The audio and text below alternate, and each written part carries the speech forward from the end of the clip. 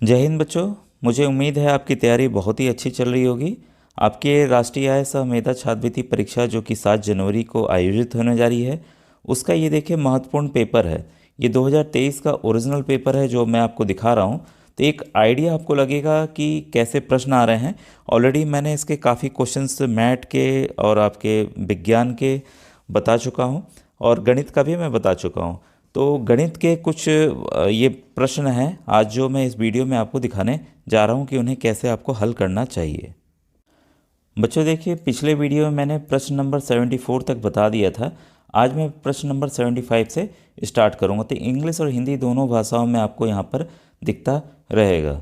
ठीक है, तो इसको देखिए बच्चों, एक चीज़ ध्यान दीजिएगा कि मैंने व्हाट्सएप ग्रुप भी बनाया हुआ है जिसमें बच्चे जुड़ रहे हैं और फ्री में तैयारी कर रहे हैं। तो वीडियो के डिस्क्रिप्शन में आपको उसका लिंक मिल जाएगा। साथ ही साथ मैंने कई बार बताया है कि जिस भी राज्य के हों बच्चों, हर एक राज्य में यह परीक्षा आयोजित होती है अलग अलग समय पे। पैटर्न दोनों का सेम है, मैट के 90 प्रश्न और सेट के 90 प्रश्न आते हैं और क्वेश्चन भी सेम आ रहे हैं। तो आपके जितने भी वीडियोस बने हुए हैं बच्चों, बहुत ज़्यादा 500 के ऊपर वीडियोस अलग अलग सेक्शन के मैंने बनाए हुए हैं। विज्ञान की अलग प्लेलिस्ट है, गणित की अलग प्लेलिस्ट है, एसएसटी सामाजिक विज्ञान की अलग प्लेलिस्ट है, और मानसिक योग्यता परीक्षण बहुत ही महत्वपूर्ण है जिससे आधे प्रश्न 50% प्रश्न जो है 90 प्रश्न मैट के आते हैं। इसके पीले थंबनेल के बच्चों 12 वीडियोज़ हैं।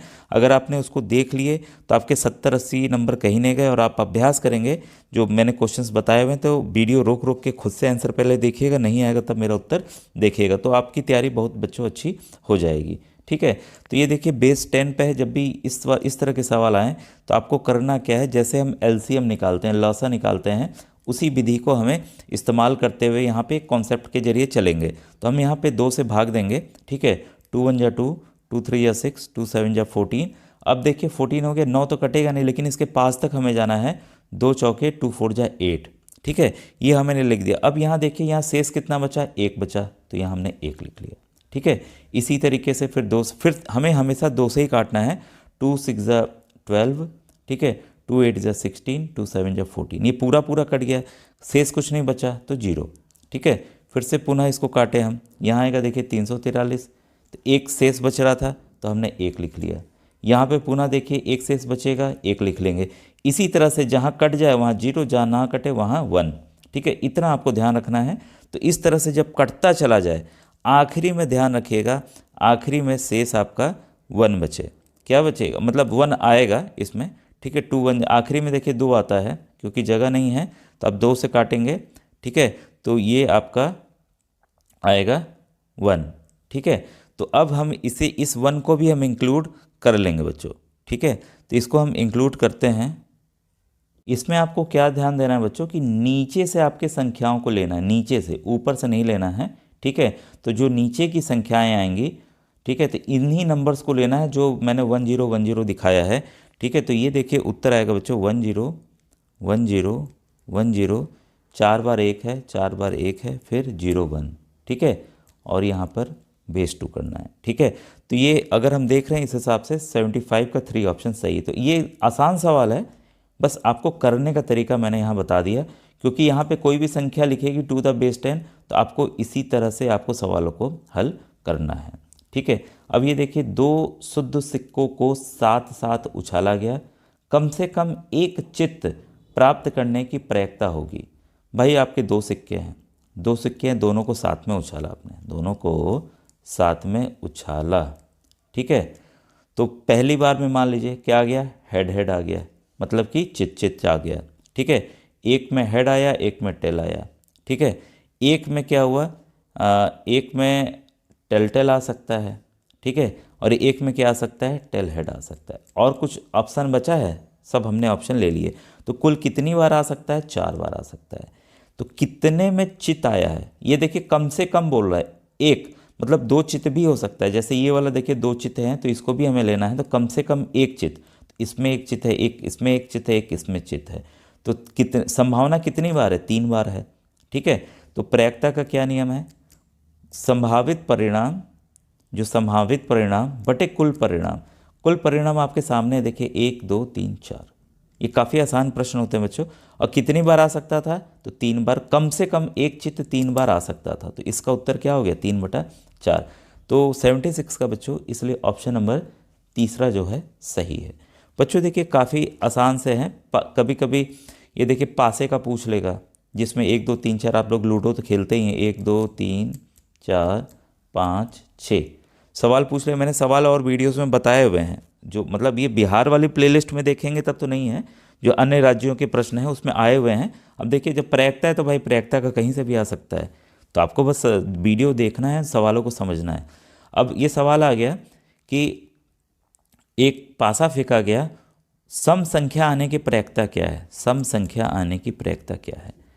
अब देखिए प्रयोक्ता बराबर कुल कुल सम संख्या कितनी है, 1 2 3 3, और कौन कौन सी संख्याएं आ सकती थी भाई, कोई भी संख्या आ सकती थी, कुल 6, 3 एकम 3 3 दूनी मतलब कितना हो गया 1/2। तो इस तरह के भी सवाल बदल बदल के आते हैं, सम की जगह विषम पूछ लेगा तो यही उत्तर होगा। तो ऐसे बदल के सवाल आते हैं बच्चों, ठीक है। अब देखिए ये वाला प्रश्न बच्चों इन्होंने थोड़ा सा और हैक्टिक कर दिया है, बहुत लंबा कर दिया है। अगर ये साधारण ब्याज, देखिए यहाँ क्या है, एक राशि 2% ब्याज प्रतिवर्ष के साधारण ब्याज के अधीन 36 रुपये हो जाती है एवं 4% चक्रवृद्धि ब्याज प्रतिवर्ष के अधीन 4800 हो जाती है, तो लिया गया समय वर्ष होगा, ठीक है। ये अगर होता साधारण ब्याज तो आसानी से हम सिंपल इंटरेस्ट बराबर PRT/100 मूलधन गुणे दर गुणे समय बटा 100 दोनों को इक्वेट करके हम आसानी से निकाल लेते। इन्होंने क्या किया कि एक में चक्रवृद्धि ब्याज दे दिया है। चक्रवृद्धि ब्याज देने की वजह से बच्चों इसमें लॉग लगाना पड़ रहा है, ठीक है। अब लॉग एक अलग ही टॉपिक है, इसके प्रश्नों को समझाने के लिए कम से कम 10 मिनट चाहिए, ठीक है। लेकिन जो उत्तर है मैं बता दूं, उत्तर इसका बच्चों आ रहा है आपका, इसका बच्चों तीसरा ऑप्शन सही है, और ऑफिशियल आंसर की भी आपकी तीसरा ही उत्तर बताती है, ठीक है। अब देखिए प्रश्न नंबर 78 है, 3 क्रमगत वर्षों में 10%, 12% एवं 15% के चक्रवृद्धि ब्याज प्रति वर्ष की दर से 50,000 पर कुल चक्रवृद्धि ब्याज होगा। इसको बच्चों एक सिस्टम के तहत हम कर देते हैं। तो ये क्रमगत है, मतलब लगातार हमें मिल रहा है, ठीक है। तो ये पैसा इसमें क्या होता है, चक्रवृद्धि ब्याज में पैसा हर एक साल का उसमें जुड़ता चला जाता है, जैसा हम नियम जानते हैं, ठीक है। तो देखिए 5,000 पर पहले साल कितना है, 10% ब्याज है।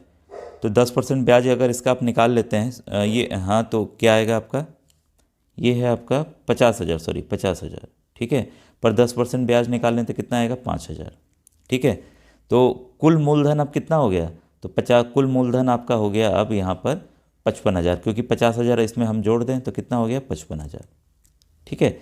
अब 55,000 पे क्या है, 12% ले लें भाई, 55,000 पर अब हम 12% ले लें, ठीक है।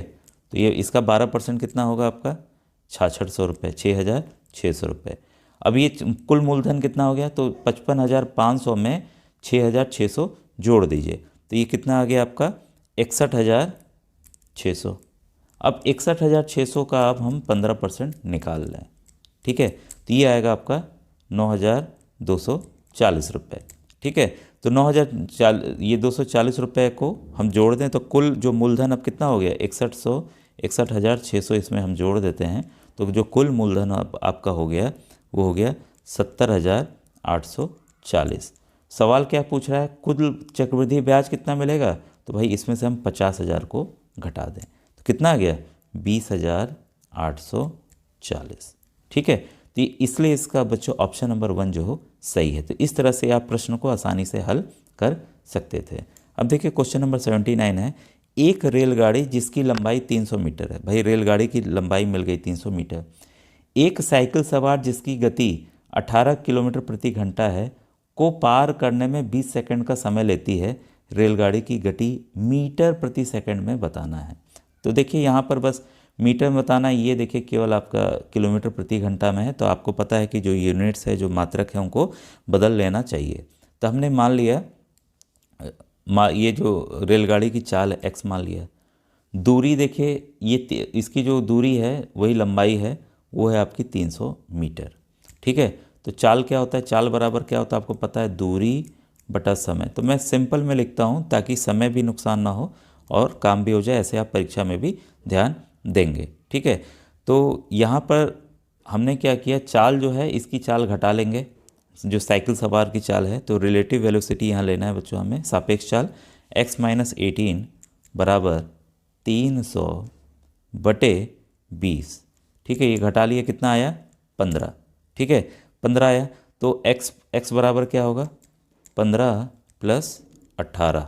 ठीक है, अब ये 18, लेकिन यहाँ क्या है किलोमीटर प्रति घंटा है, तो इसको हम बदल देते हैं मीटर प्रति सेकंड में। इसके लिए 5/18 से हमें क्या करना होगा, गुणा करना होगा। 18 से 18 कटा, 15 में 5 हमको जोड़ देना, कितना आ गया 20 मीटर प्रति सेकंड। तो आपका ऑप्शन नंबर ए बच्चों इस आधार पर सही है। तो इस तरह से इस प्रश्न को बच्चों करना था। ठीक है, फिर क्वेश्चन नंबर 80 आपके सामने है। 8 पुरुष 9 महिलाएं एक कार्य को 4 दिनों में करते हैं। 4 पुरुष 3 महिलाएं उसी कार्य को 8 दिनों में करते हैं। 20 पुरुष 6 महिलाएं उसी कार्य को कितने दिनों में करेंगे।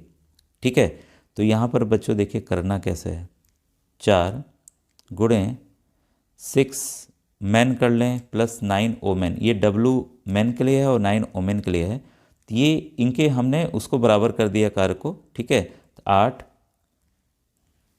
4 महिलाएं और 4 पुरुष और 3 महिलाएं। W से हो गया ओमेन महिलाएं और M से हो गया मैन। ठीक है, तो इसी को बस हमें इक्वेट कर देंगे तो बच्चों आपका उत्तर आ जाएगा। ठीक है, तो यहाँ पर देखिए M बराबर जो निकलेगा, जो पुरुष बराबर 3/2 महिलाएं, ये हमें एक इक्वेशन मिल गया। अब हमें देखिए कुल कार्य निकालना है। कुल कार्य